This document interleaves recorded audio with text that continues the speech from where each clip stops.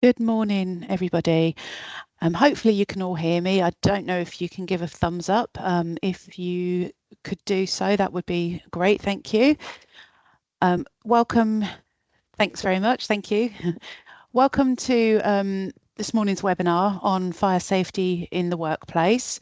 My name is Louise Croft. I'm a fire safety inspector with Bedfordshire Fire and Rescue Service, and I'm based in the north of the county. So today's webinar is all about giving you a bit of an overview of fire safety in the workplace, bit of a whistle-stop tour, not really sort of diving into any sort of particular topic too deeply, but hopefully you'll find it interesting and helpful. We will be releasing some polls during the webinar. We will launch one at the beginning just to get some feedback from yourselves, and the subsequent polls will launch later in the webinar. So where possible, if you could complete the polls, that would be really useful for us. So thank you for that. Okay, so we'll make a start. I was going to say, actually, I will turn my camera off. You don't really need to be looking at me. Look at the slides, and we also have a Q&A function. So if you have any questions you would like to ask, please pop them in the Q&A box, and we'll do our best to answer them during the webinar. If we can't, we will. We've got your contact details. We can always come back to you post-webinar. Okay, so thank you very much, and we'll make a start. Okay, so the aims of today's session, so we're going to have a look at current fire safety legislation, which is known as the Regulatory Reform Fire Safety Order 2005.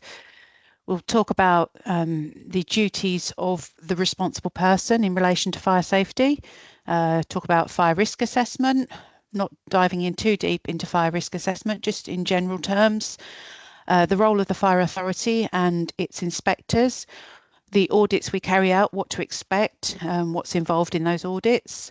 We'll talk briefly about what an offence is under fire safety legislation, the common fire safety issues we come up against in our day-to-day work, what to do if you need help, and also, as I said, you can ask questions throughout the webinar using the Q&A function. Okay. So So fire safety legislation. So the main piece of legislation is the Regulatory Reform Fire Safety Order 2005. So just to give you a little bit of history to this, it came into force on the 1st of October 2006, and it actually replaced a huge raft of legislation, 118 pieces of legislation. Some of the probably most well-known pieces of legislation were the Fire Precautions Act 1971 and the Fire Precautions Workplace Regulations. So previously, before the fire safety order came in, fire safety legislation was very prescriptive, very black and white. This is what you must do, etc. So who is responsible for fire safety? Well, it's not the fire service, it's the responsible person for the premises. They are legally accountable for fire safety. Who enforces it? Well, that's us, Bedfordshire Fire and Rescue Authority. Where does it apply?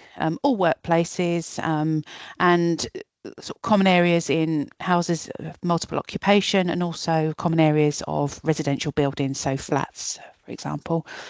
It doesn't apply in what we call single private dwelling, so your own private home. But there are exceptions to this, and we will go on to talk about that. Okay, so a little bit more about where it doesn't apply. So as I've just mentioned, it does not apply in your private home, which is used solely for living accommodation. So legislation, we don't have any jurisdiction there. However, we do, the fire service does provide a service where, you know, we can install smoke alarms and provide fire safety information. Generally, this service would be geared towards more vulnerable members of the community, so the elderly, etc. As I've touched upon previously, generally it does not apply to private dwellings. However, we could prohibit the use of a private dwelling if the bear with me. So, for example, if we've got a block of flats and there are breaches in the compartmentation within a particular flat, or there was a lack of fire detection, if the escape routes were insufficient and it has an effect on other people within that building, then we could prohibit a single private dwelling, but it's quite rare that this would happen. I think it would tend to be more in houses in multiple occupation. So people might think, well, what does this all mean to me? I'm a business owner. What does this actually mean to me, this legislation? So the responsible person, and we'll go on to talk about who is the responsible person. They have a duty to ensure the safety of anyone in or near the premises. So not just the people that are in, not just the employees or the customers, but people also in the immediate vicinity of the premises. The responsible person has to ensure that there are systems and procedures in place, and those systems and procedures need to be suitable and sufficient for the level of risk. As I'm sure you can appreciate, some premises will be far more complex than others, so will require different fire precautions, etc. So we refer to premises as simple or complex. Simple premises, an office or a shop. Complex premises, might be large public buildings, multi-occupied buildings where you've got a mixture of commercial or domestic. Whether an industrial premises where there might be some kind of significant fire risk, it really just depends. Just briefly, just wanted to mention there is new legislation which has affected the fire safety order. Fire Safety England regulations. This was all in relation to Grenfell. So new legislation was brought in, and the Fire Safety England regulations apply to residential buildings, in the main high-rise residential buildings. But they also apply to buildings over 11 metres tall and buildings under 11 metres tall. And the responsible person for those buildings has to meet certain requirements.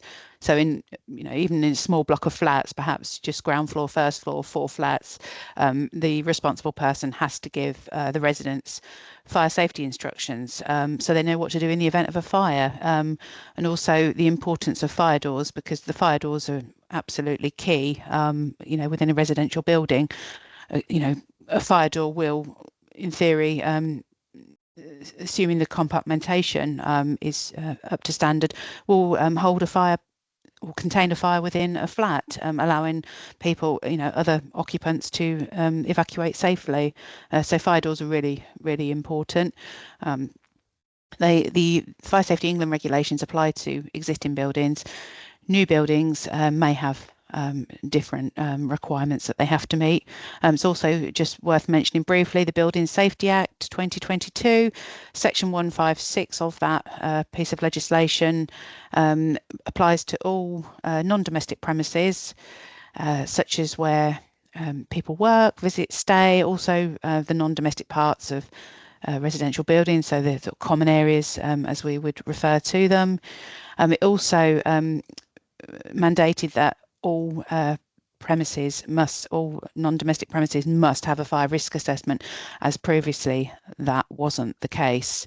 But I don't want to delve too much into the legislation, because obviously this is just a bit of an overview for you guys, really. So under the fire safety order, we talk about the responsible person. So the person responsible for fire safety in a premises, and there is a hierarchy. So at the top of the chain, the person who's responsible would normally be the employer. However, if it's not a workplace, as in employees aren't based in that premises, then you work your way down the hierarchy. So it would then go on to the owner, or the landlord, or the occupier, or someone who's got control of that premises. Could be the building manager, facilities manager, etc. And also it's worth noting that the responsible person can delegate responsibility to competent people. So they may not be based on site, they may not be involved in the day-to-day running or maintenance, etc. So they can delegate that. But ultimately, they would be responsible for the fire safety. So we'll talk about the duties of the responsible person. So they must ensure a fire risk assessment has been carried out for the premises, and they need to review it regularly. So generally we would say review that fire risk assessment annually. However, it may be necessary to review it sooner than that. For example, if there was a fire or there was some kind of significant change to the premises, whether it be, an increase in stock, an introduction of dangerous substances being stored at the premises, an increase in the workforce, or alterations to the building. So if there was some building work, if the building was being extended or internal alterations, then the fire risk assessment would need to be reviewed sooner. The responsible person needs to tell their staff about the risks that have been identified in the fire risk assessment, and a suitable and sufficient fire risk assessment should identify if the current fire safety measures are appropriate or if they needed to be extended upon. Also need to plan for an emergency. So what happens, in the event of a fire, what will people do? And that leads on to, providing staff with information, instruction and training. And, that leads on to evacuation drills. If, people haven't received information, if they haven't received training, the chances are they're not likely to really know what to do in the event of a fire. And if it's a building that's open to the public, then those members of the public will be looking to those staff members for direction. So it's really important that people know what they need to do, and those procedures are practiced as well. So it's the only way to really test if your procedures are appropriate and do actually work. I think we've already touched upon who a relevant person is, but any person who's lawfully present, so not trespassers, someone who's lawfully present on the premises and in the immediate vicinity of the premises. So we're going to talk a little bit about fire risk assessment. So we'll talk about what's involved in a fire risk assessment. So this is about identifying potential fire hazards and ensuring that there are measures to prevent fire. So prevention is a really big part of fire safety. It's far better to prevent a fire from occurring in the first place. Then obviously if a fire does occur, then important that you absolutely need to know how to deal with that situation, but far better to prevent in the first place. And that can be good housekeeping, etc. And who's responsible? Well, obviously we've already talked about the responsible person and the hierarchy. So at the top is the employer. They need to make sure that there's a suitable and sufficient fire risk assessment. A lot of people think that we can carry out a fire risk assessment. I mean, surely we're the experts, we're the fire service, but it doesn't work like that. As we're an enforcing authority, we cannot carry out a fire risk assessment because if we did, and then something, if there was a fire, for example, then potentially we would be looking at the fire risk assessment, looking at its suitability, and obviously if we deemed it not to be suitable, then potentially taking action against ourselves. So obviously it wouldn't make any sense. But if you have a fire risk assessment carried out and you're just not sure, is this up to scratch? We can offer advice if you're unsure as to whether the fire risk assessment meets the requirements. But as I've said, we can't carry out a fire risk assessment for you. So we'll move on to who can actually carry out a fire risk assessment.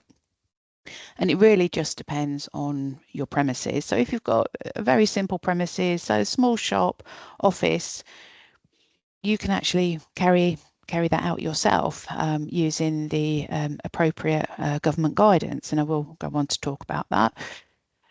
However, if you don't feel that you've got the knowledge, expertise, time, etc., or you don't want that responsibility, then you can arrange for a fire risk assessor to carry that out for you.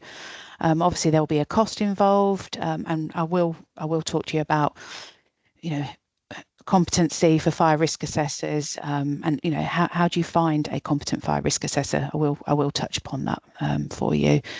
But yeah, certainly if you have a complex premises, so for example, they're deemed to be high risk, for example, a care home, then my advice would be get a competent fire risk assessor to carry out that fire risk assessment for you. Unless you have that knowledge and expertise, you've got to make sure that fire risk assessment is identifying all of the hazards and risks, because otherwise people will potentially be at risk, and ultimately as the responsible person, that is, that's on you, that's your responsibility. So people might wonder, well, why do we need I have a really small shop, why do I need a fire risk assessment? Surely that's a bit over the top. Well, it's the law. As I mentioned previously, the Building Safety Act mandated that all premises now need a fire risk assessment. So yeah, non-domestic premises, workplaces, places people visit or stay, so hotels, Airbnbs, public buildings, and also the common areas in residential buildings, so your hallways, your landings, your stairwells, etc., doesn't actually extend into the individual private flat or bedsit, whatever it may be. And previously, the fire risk assessment would just record the significant findings. However, now, as legislation has changed, it needs to record the full fire risk assessment. And yeah, I think I've touched upon this previously. I mean, some of you may know, some of you may not know. You only had to have a written fire risk assessment if 5 or more people were employed, or the premises had a license. But now, as I've said, all premises, all non-domestic premises must have a written fire risk assessment, and it to be recorded in full. So there's lots of information out there about fire risk assessments. The government have a sort of 5-step process. And there's lots of information on our website as well, and we will talk about that a little bit later. But I'll just briefly talk through the 5 steps to a fire risk assessment. So the first thing, a fire risk assessor, or the responsible person, if they're doing it themselves, first thing they need to do is identify the hazards. So hazards are anything that could start a fire. So this is talking about ignition sources, or buildup of combustible materials. So thinking about electrical equipment, has it been maintained? Is it safe? Smoking, are people smoking in areas they shouldn't be? Is your premises vulnerable to arson? Heating appliances. Sometimes people use portable heaters. Some types are safer than others. Cooking, obviously cooking's a big cause of fires. Housekeeping, is the housekeeping up to scratch, or is waste being left everywhere? Is there a build-up under stairs, that kind of thing?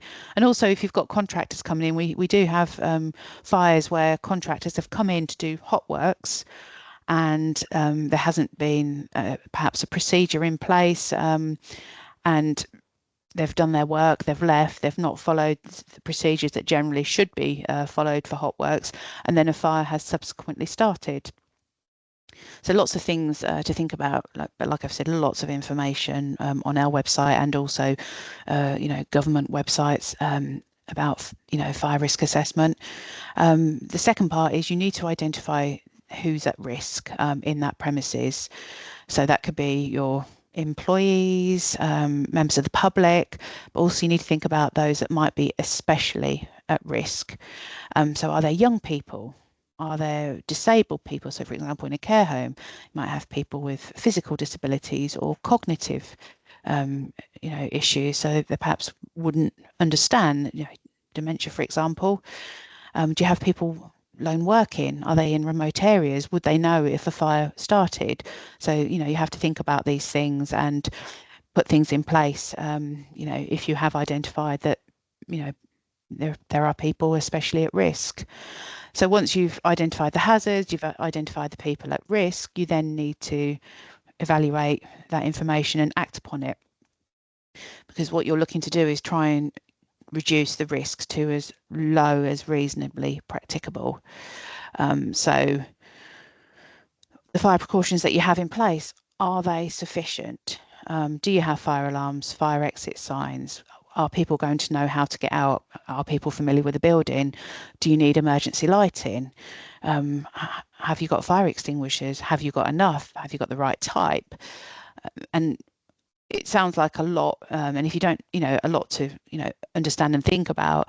And that's why if you perhaps don't have that knowledge or expertise, or perhaps don't have the time to refer to the guidance, it might well be worth paying a competent fire risk assessor to carry, that fire risk assessment out for you.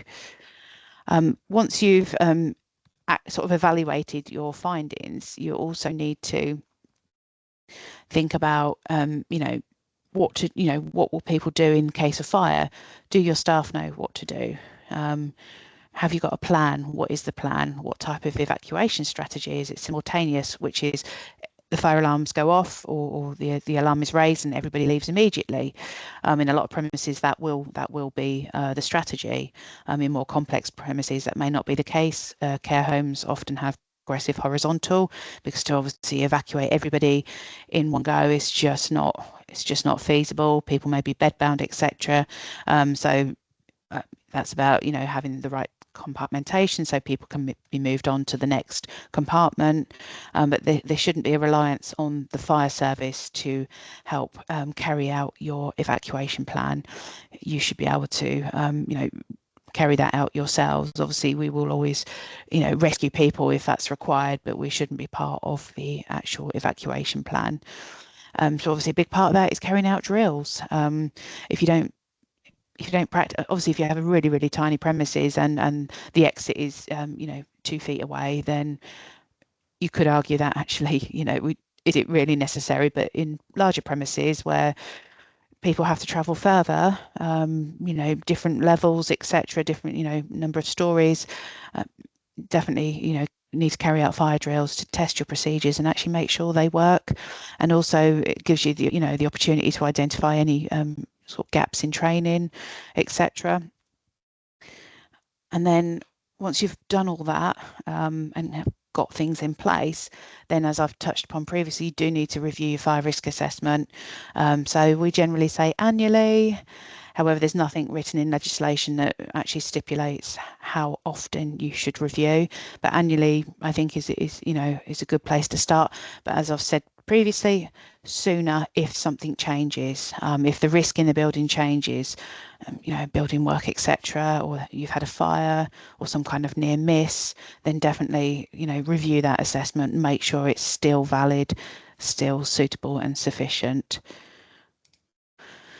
So I talked quite a bit about fire risk assessment, and you can do it yourself if you have a simple premises. However, if not, then definitely look to appoint a competent fire risk assessor. Now, I just want to sort of give some words of caution here. At the moment, there is no requirement for a fire risk assessor to be qualified. Anybody can set themselves up as a fire risk assessor. It doesn't mean to say, there are a lot of really, really good fire risk assessors out there doing, really good work, but equally there are some bad fire risk assessors. And as you can imagine, in our line of work, we come across both. And it's really difficult for the responsible person. They're putting their trust in somebody, they're paying, money out. Why shouldn't it be? Why shouldn't that fire risk assessment be suitable and, sufficient and, meet their needs? One thing we say to people, we can't make recommendations. We don't have a bank of fire risk assessors. We can't recommend a fire risk assessor because once again, we're an enforcing authority. However, what we do say to people is, do your research. Like with anything in life, obtain 3 quotes, check the reviews.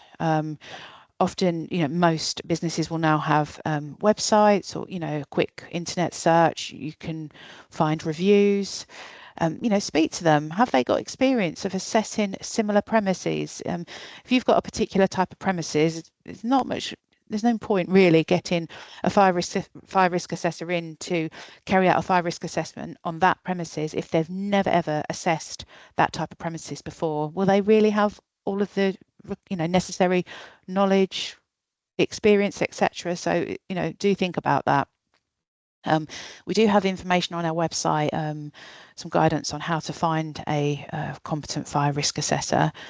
So I've put the link in there if people are interested and want to find out that information. So that's I think we've finished talking about fire risk assessment.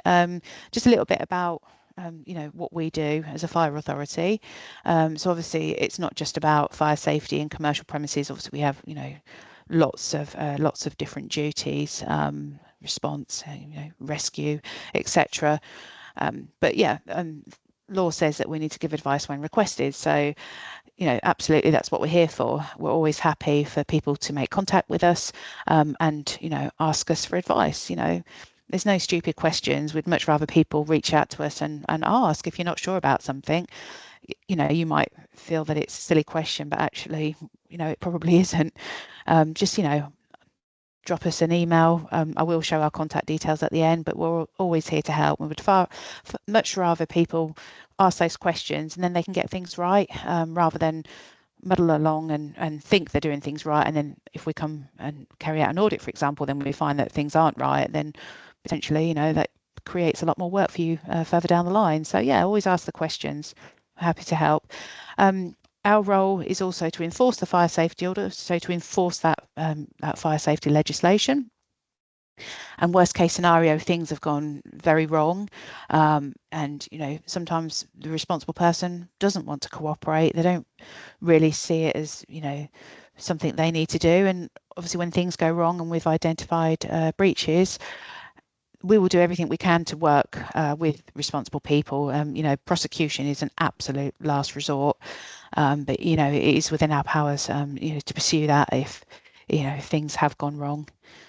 Okay, so a little bit about our inspectors, because obviously you may have had audits carried out before. This may be a completely new thing to you. Just a little bit about the powers we have. So we have powers of entry.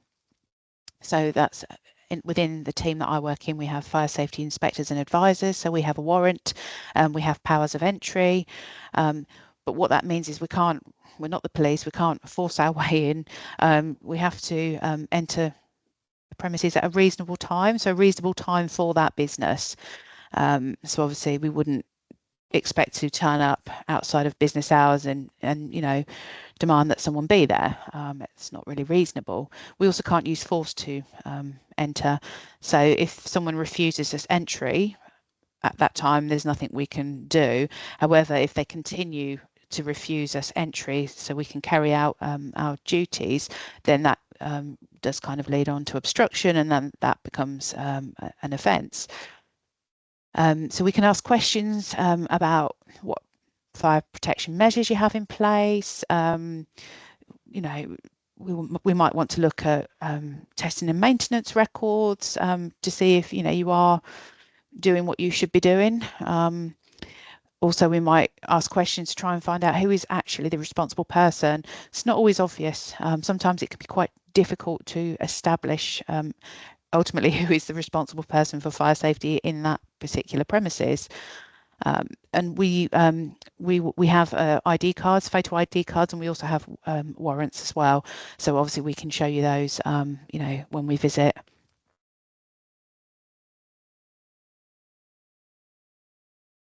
Okay, so a little bit about audits. So we carry out our team. It's not a huge team, but we carry out fire safety audits. We have there's different reasons why we might carry out a fire safety audit, as you can see from the slide.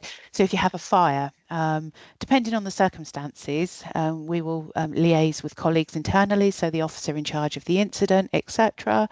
But we may well come out to carry out an audit to try and sort of help you, because obviously if you've had a fire, something's gone wrong somewhere, and we can obviously come out, carry out an audit and help to identify where there might be gaps in the things that the provisions that you should have, and ultimately help you to improve the safety in your premises and also your compliance as well. Sometimes we will receive complaints, so they can be anonymous, they might be from members of the public, they might be from other partners, local authorities, etc., about an alleged fire risk. So obviously, we don't know if that complaint is genuine, but obviously we have to investigate all complaints. So we will go, we will attend the premises, explain why we're there, and obviously, confirm that it's alleged. We're not making any assumptions, but obviously we need to investigate because some, quite often complaints are genuine, and there are fire risks. And when we attend, we discover those risks. I think I've touched upon this. So sometimes we might be asked to attend by a local council, often environmental health, if they're carrying out their work and they discover fire safety issues, then they'll refer to us. Sometimes we might do joint visits with partners. If we've carried out an audit and there are still there might be substantial issues that we've identified, and then we possibly will follow up and go back to the premises to see how that person, how the responsible person has dealt with the issues that we've identified. When we carry out an audit, post-audit, we always send a letter, summarising any issues that were found and kind of our expectations on how those issues should be rectified. I think sometimes people think that they can request an audit. That's not the case. We have a risk-based inspection program. So because we're a small team and there are, I think, 65,000 premises, non-domestic premises in Bedfordshire, obviously a small team, we can't get around all of those premises, and some of them are what we consider sort of normal or low risk. So really we need to be focusing our resources on the highest risk. So that's places like care homes, hospitals, our high-rise residential buildings. As I've said, we don't audit upon request. It would have to be sort of special circumstances if we were to. Our operational, just for your awareness, our operational crews also carry out fire safety checks. So they don't carry out audits, but they carry out fire safety checks. So these will be unannounced, so they'll just turn up. Obviously, if it's not a convenient time for yourselves, then that's absolutely fine. They will speak to you about when would be a convenient time, perhaps booking to return. However, it comes with its challenges because operational crews will be on duty. So obviously they could get a call to an incident. So that's why they generally don't tend to book these visits in. They just fit them around, the work they're doing on that day. So they're unannounced. Take around 15 minutes, just a few simple questions. It's nothing to worry about. They're not trying to catch you out. It's really about, they might just be able to identify, a few things that perhaps you weren't aware of, or you might have you might just need a few more protection measures in place. They'll just offer advice and guidance based on the questions they've asked and what they've seen at the time. If they discover any serious issues, then they will refer that to the fire safety team, and then that may well progress to an audit. But we're always very transparent and explain things to people, whether it's the operational crews or whether it's the fire safety inspectors carrying out visits. So if you're contacted for an audit, we will always, when it's an audit, we will always let you know ahead of time. We will book a convenient date and time with you, and we will send a letter outlining what to expect from the visit. And the main things we're looking at is we want to see the fire risk assessment. We want to sort of assess its suitability. We want to know kind of what your policy is. Do you have a fire policy? What are your procedures? Staff training. How do you deliver staff training? How often do you deliver it? When are you doing fire drills? Records. There's nothing to say that you have to write things down, but for you, to make things easy for you, why wouldn't you? It's when you're testing your fire alarm weekly, why wouldn't you just record that you've done that? It just it makes it far easier for you to evidence that you've done that.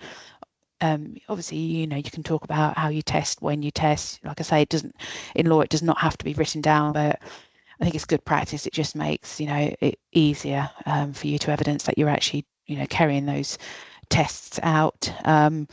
So yeah, so testing and maintenance of firefighting equipment. So your fire alarm, your fire extinguishers, and servicing, maintenance as well. So if you have a commercial fire alarm system, that should be serviced every 6 months, your emergency lighting every 12 months, your firefighting equipment, depending on the type, every 12 months. And you might have other fire safety systems in place that will require testing and maintenance as well. So sprinklers, smoke ventilation, etc.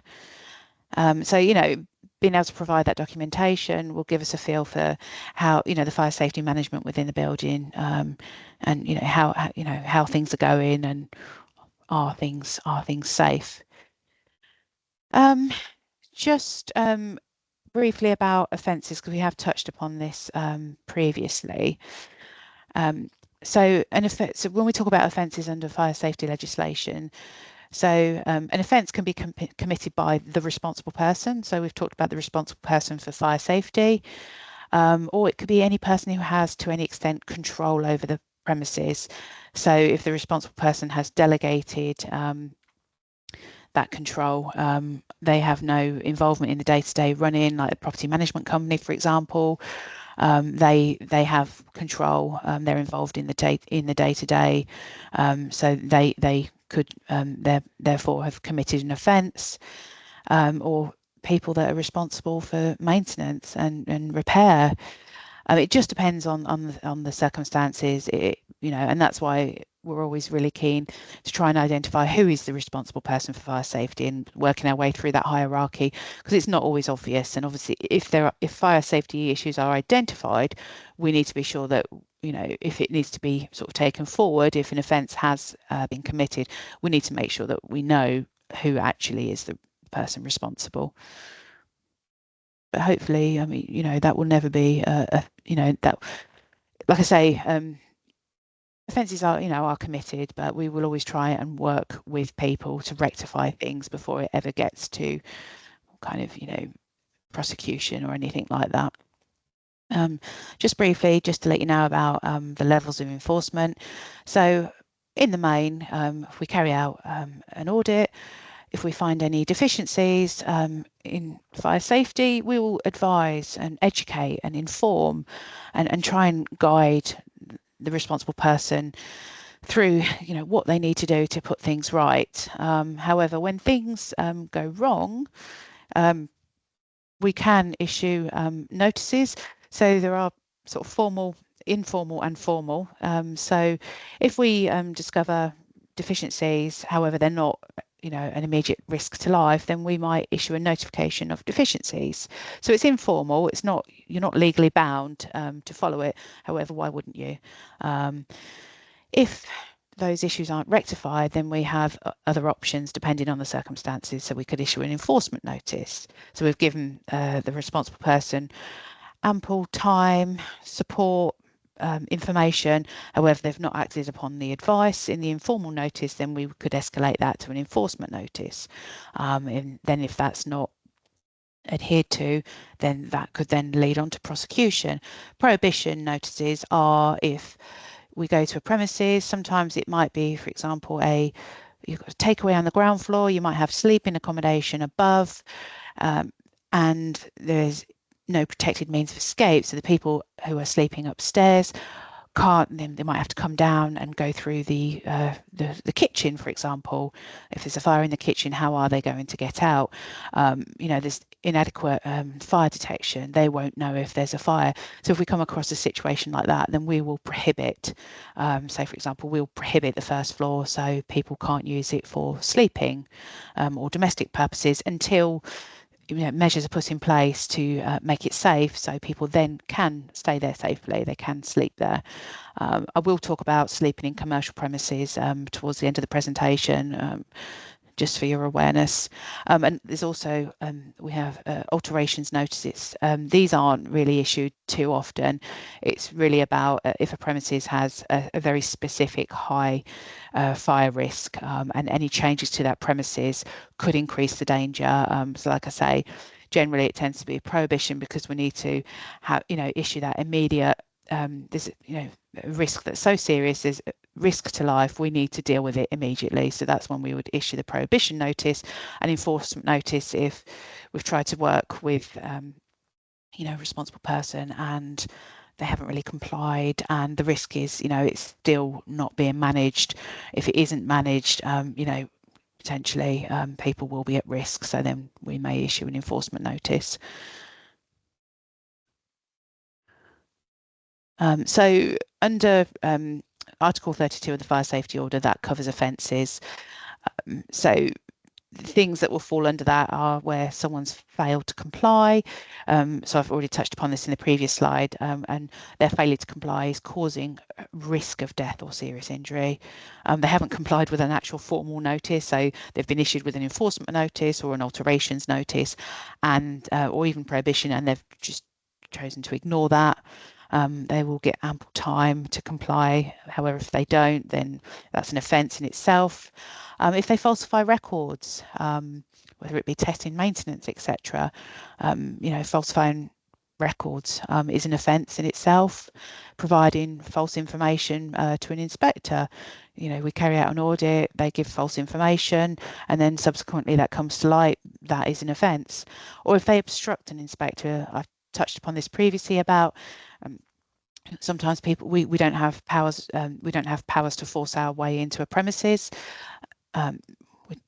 but if you continually obstruct, if we turn up at a different date and time as agreed with yourselves, no, sorry, it's not convenient, and if that keeps on, if that's an ongoing issue, then ultimately that leads to obstruction, and that is an offence as well.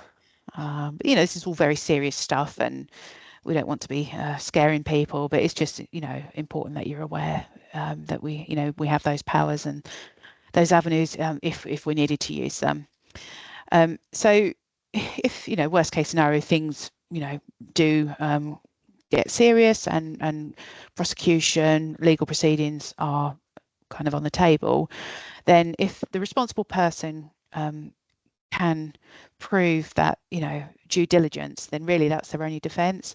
So if they can prove that they've done everything they could, they can provide evidence to say, look, I've done this, I've done that.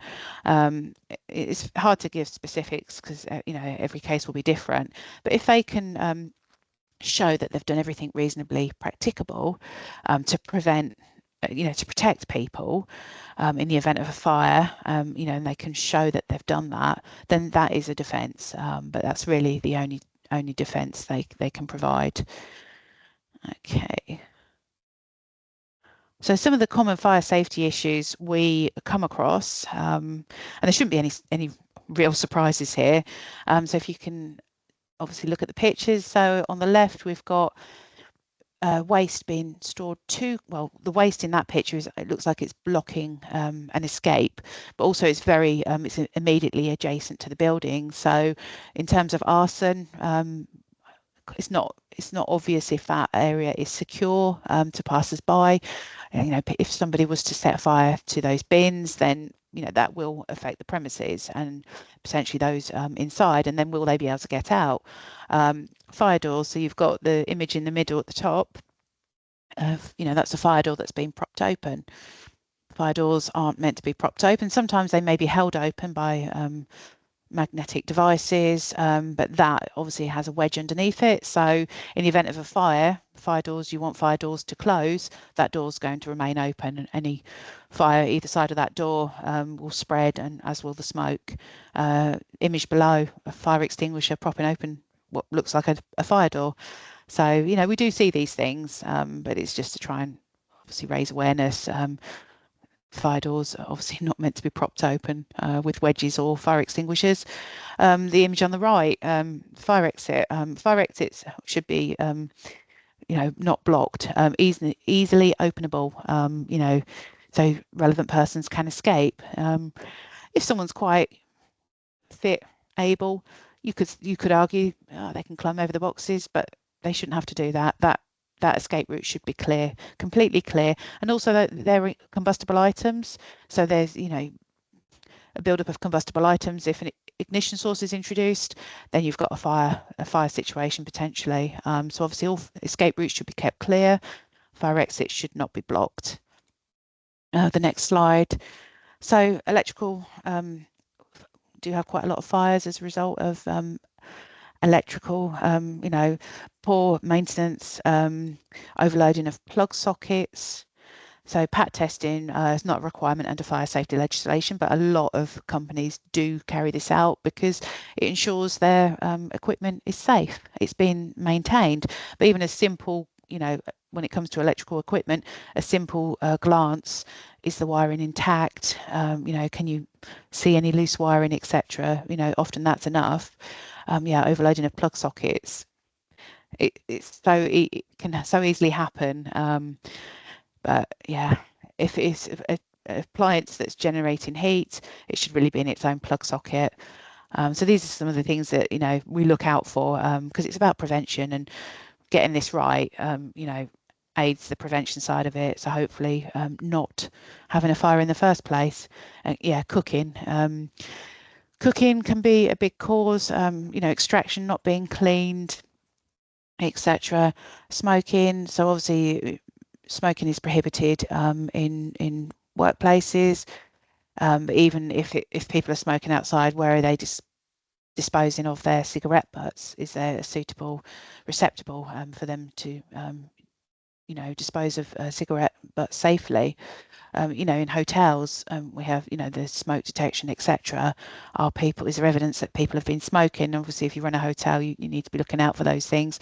Adequate signage to make people aware that, it's not allowed, especially if you've got people from other countries that are visiting. The laws are different in other countries.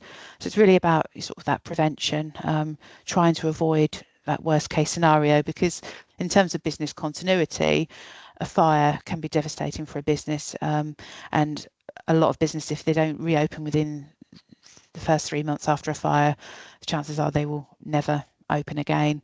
And it's also the impact on the community, the environment. If it's a care home, where are those, if there's a fire in a care home, where are those people going to stay? That might have been their home for years. It's just, a lot to think about.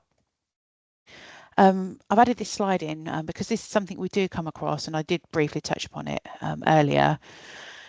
So it's important for people to be aware that sleeping on non-residential premises can be a serious safety concern. I've talked about earlier about sleeping above restaurants, takeaways, inadequate fire detection or no protective means of escape. So you really need to think, if you're thinking about introducing sleeping into your commercial premises, you really need to think long and hard about that as to whether it's appropriate, because you might be breaching planning regulations. Your fire safety standards might not be up to scratch. Ultimately it's about the safety of those often it's employees. Are they going to be safe? You have a duty of care to them. Is it appropriate for them to be sleeping on a commercial premises? Some commercial premises do lend themselves. They have, the first floor may be appropriate for sleeping accommodation, like some pubs will have sleeping accommodation, other similar premises. But yeah, really take advice. Contact us. Contact the local authority, because ultimately it may need a change of use.